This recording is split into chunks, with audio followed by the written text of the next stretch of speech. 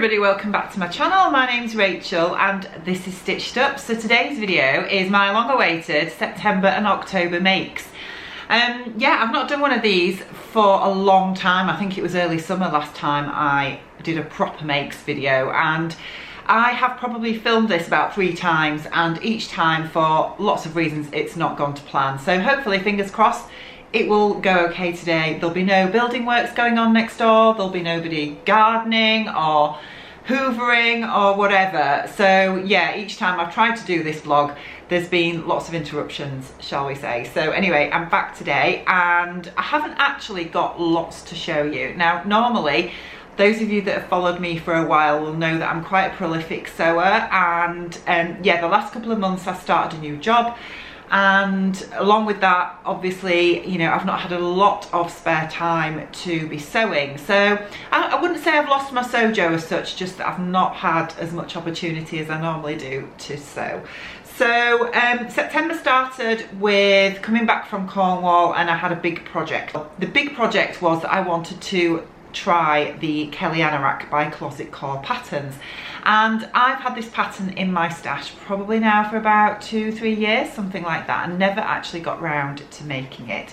And I had planned to do this and take part in Sew Anorak August, which was run by Sheffield Social, but unfortunately I just didn't have the time to do it because we were just about to go on holiday. So I left it until we came back from Cornwall at the beginning of September, and then decided to make a go of it. So here is the finished coat, and I will put some pictures in of me wearing it, but I used this really lovely petrol coloured twill fabric that I got from Stof and Stil, and it's perfect for this particular pattern.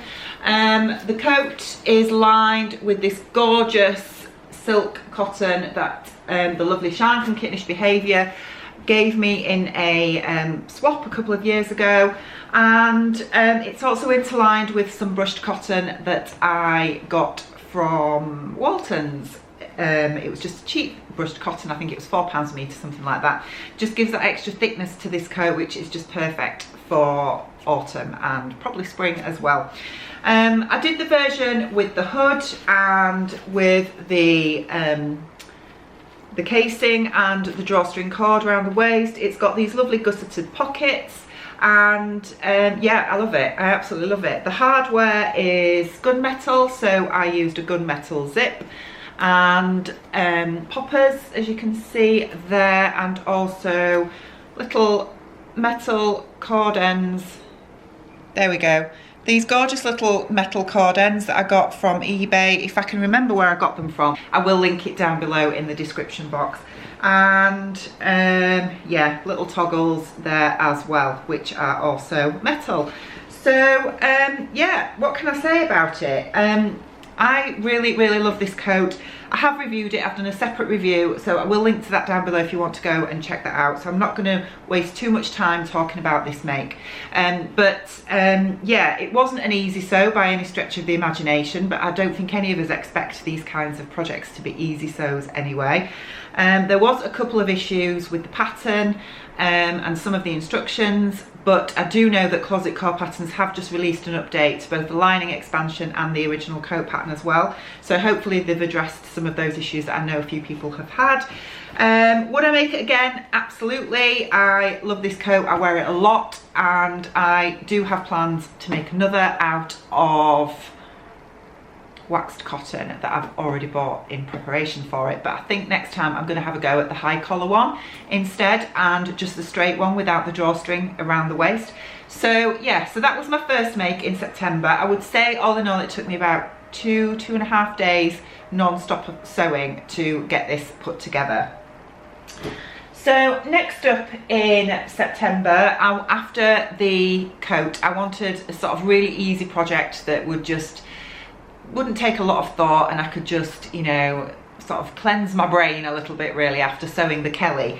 And I was very kindly gifted this fabric by Lamazi Fabrics. If you don't know, I am a vlogger for Lamazi Fabrics, and yeah, every so often they allow me to choose a piece of fabric from their range and then create something with it and write a blog post about it. So it was my turn in September, so I have wanted to make the Sheridan Sweater by Hey June handmade for ages. I really love that pattern, and I just love the bishop sleeves, and yeah, it's fabulous. So I bought this gorgeous Jacquard knit fabric from Lamazi. In fact, I didn't buy it at all, they gifted it to me. I have already said that. Yeah, it's beautiful, it's really lovely. Now, selvage to selvage, the print goes that way, but I decided I wanted to use it that way because I just thought it would work better for this jumper. And yeah, I made the Sheridan out of it. Now, the Sheridan is a fab pattern. I love it, and I can see myself making loads of them. I made the version with the little funnel neck, as you can see there. It's got a little facing inside, and it has the band, the waistband, and obviously the bishop sleeves, or the, yeah, are they bishop sleeves? Yeah, balloon sleeves, whatever you want to call them, and the little cuffs as well. Very quick, easy make, and it's fab. I love it. What I can say is this fabric did shrink on me. Now, I did pre-wash it, as I pre-wash all my fabrics before I make anything up out of them. And now, after I'd done my blog post for Lamazi and washed this and then wore it again, I realised it has shrunk a fair bit. So the balloon sleeves are not quite as balloony as what they originally were. It still fits, it's just a little more fitted than I originally wanted it to be, but at least it still fits. So yeah, so I don't know why that happened. All I can think of is that I washed it, when I pre-washed it, I washed it at a lower temperature than when I washed it again. That's all I can think. So all of you that think that you don't need to pre-wash your fabrics, please do, because, you know, when it's really, if I'd have paid a lot of money for this, I think, because it's not cheap fabric, I think I'd have been really upset. But I was still upset, to be honest, because I liked the loose fit of it, but it's fitted now and it's fine. The fabric itself is gorgeous. It's a really good quality, and they do this in 2 or 3 different colours. I think they have a blue one. Well, I think they have a few colours actually. I will link to it down below if they've still got it, and then you can have a look. But this colour is just perfect for autumn. It's really lovely. So that was my second make. Just keeping on the comfies and sweater type theme, I guess, because that's what I've wanted to sew over the last couple of months really. I decided to have another go at the Linden by Grainline patterns. Now, I bought the Linden, it was probably one of the first patterns that I bought when I started sewing about 6 years ago now. And when I originally made it, it was really big. And when I say big, I mean that the neckband was sort of really wide, and it just felt too big, to be honest. And yeah, I don't know what I was doing wrong, because everybody else just loved that pattern. You know, it was really, I mean, it still is popular, but it was really popular in the sewing community at the time, and everybody was making it. And I just felt that I'd done something majorly wrong because this neckband was really wide. So I didn't revisit this pattern right up until October actually, and that was because the lovely Judy, who is running Sew and Sew, she's got her own channel, so I will link to it down below if you want to go check her out.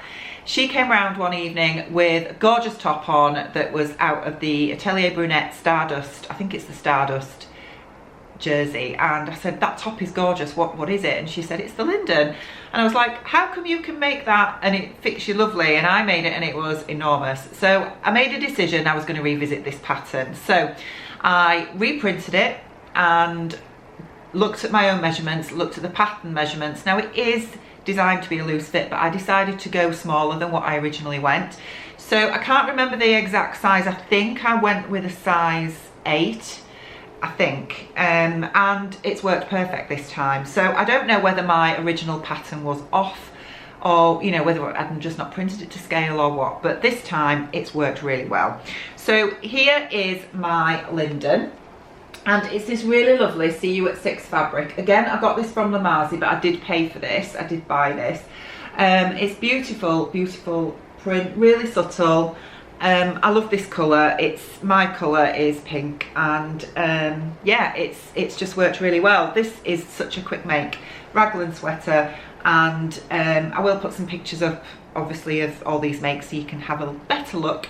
But it's great, I love it, and you know, it's one of those staples that now I've got the right pattern for me and the right size, then I'll probably make loads more of these because they're just lovely out there. They're real staples.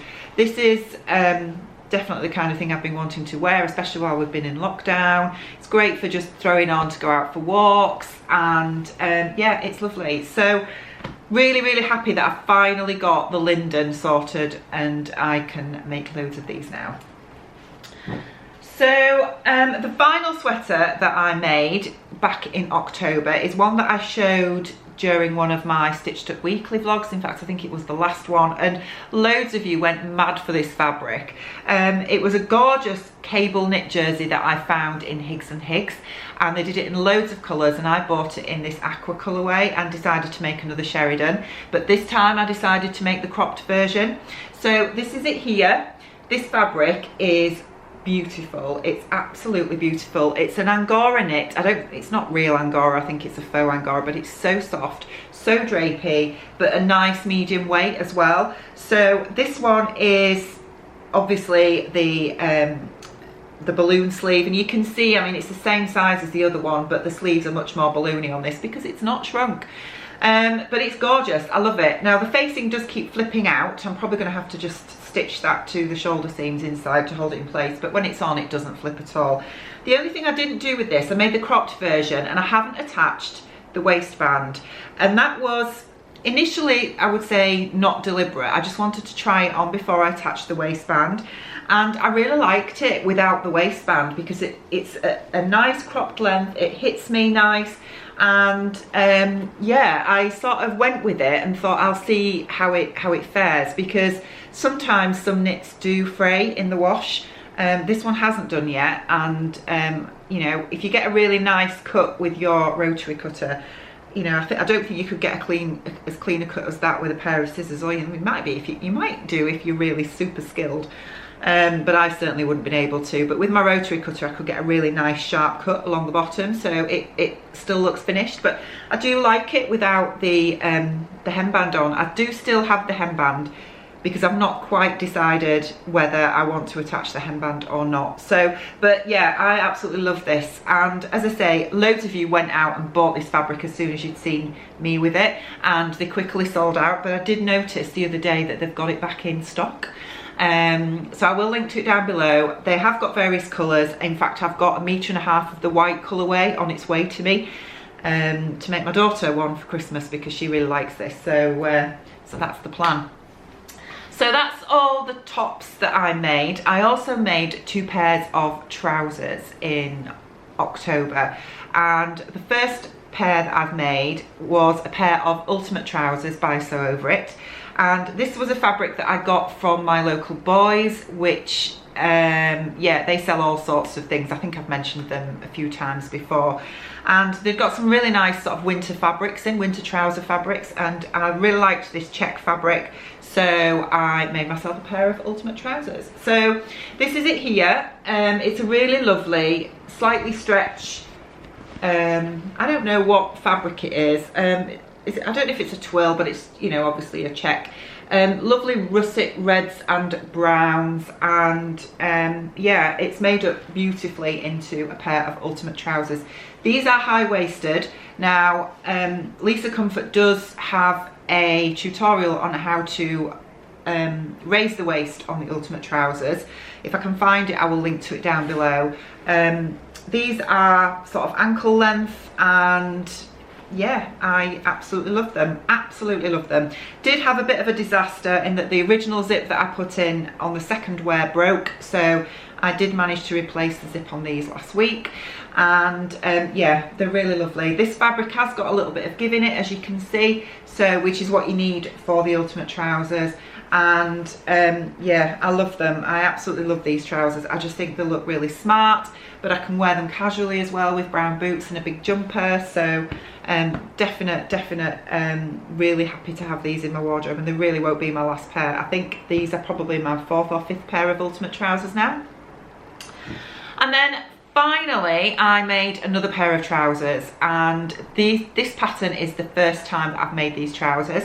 So I finally decided to make the Lander pants by True Bias, and I've had this pattern in my stash for at least 2 to 3 years, I would say, and I've never made them before. And I don't know why. I think, well, part of it is because I'm very curvy and my waist is so much smaller than my hips, and trousers they're quite an easy thing to sew, but they're quite an awkward thing to fit, especially if you're curvy and not sort of a normal, well, I won't say a normal size because I'm a normal size, but you know, all our body shapes are different, aren't they? And sometimes fitting trousers can be a bit of a skill. So once I've found a trouser pattern that works for me, like the ultimate trousers, and I've made any adjustments, to then move on to another pattern and start that whole process again, it's not always what I want to do, but but I've had this pattern for about 3 years now, and I thought, you know, I really need to have a go at these. So totally going with the 70s theme, I bought some brown corduroy fabric from Pound Fabrics because it was cheap, well, because it was inexpensive. It was £3 a metre, and I thought, you know what, it's going to be great to actually True Bias Landers. And then I can see, you know, what the fit's like and if there's any changes I need to make. So what I did with this pattern is initially I dropped the crotch depth by about 3/4 of an inch, and I lengthened the trousers by another 1.5 inches, I think, as well. And I had to grade out from, I would say, I'm trying to think back to what size I made. I think I graded from a size 6 at the waist right out to a 16 at the hip, which is a lot of sizes to grade, and it has worked. However, the actual crotch, the actual fly depth is not that deep. These are high-waisted, so they do sit on your natural waist, but the fly depth is not that deep. So going down to my waist size and then grading out so much means that they are a bit of a stretch to get on over my hips. So I think for the next pair that I make, because I definitely will make these again, I will probably go up a size or even 2 on the waist, just so that it makes it easy to get them on over my hips. And I've also found that the crotch depth is still not quite enough for me. I need probably at least another 1/2 inch, I think. So I'm just going to move you because I've got them on to show you, and then I will show you what they look like.